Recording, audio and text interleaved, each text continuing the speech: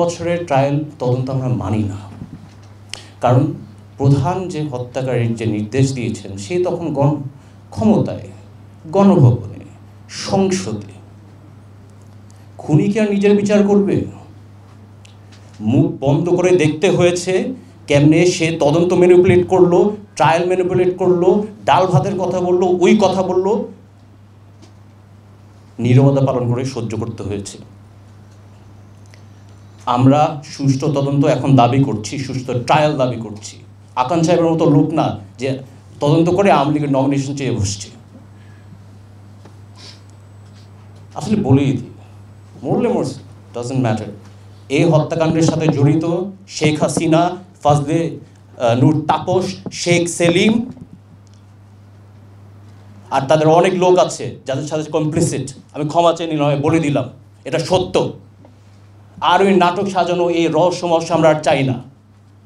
সাবেক প্রধানমন্ত্রী এই সরাসরি এখানে জড়িত, তাদের আইনের আওতায় আনার দাবিটা আমরা জানাচ্ছি। আপনারা কখনো বিডিআর বিদ্রোহ কথাটা লিখবেন না, এটা কোনো বিদ্রোহ ছিল না।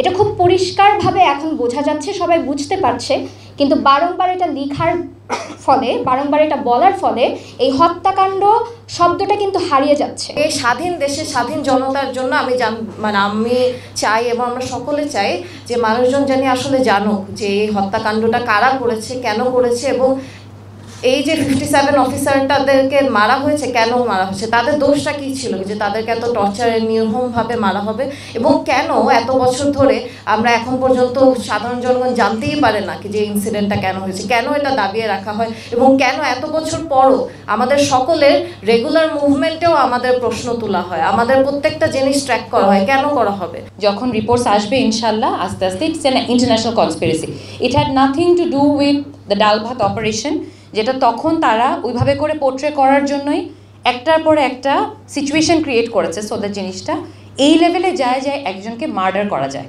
আমরা এটাও জানি যে জোয়ানরা, যাদের জোয়ান বলা হয়, তারা এখানে মার্ডার করেনি। Sorry Sakib, I am being very র অ্যাবাউট ইট। সো এই পুরাটা was an international conspiracy, international একটা গ্রুপ এসে মার্ডার করেছে। আমি যে সাবেক সচিব আনিসুজ্জামানের যে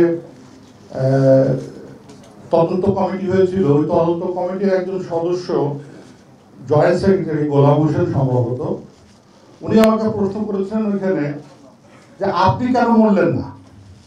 উনি কিন্তু সরাসরি আমাকে প্রশ্ন করেছিলেন, একদম ভার্বাটিম প্রশ্ন করেছে, আপনি কেন মরলেন না।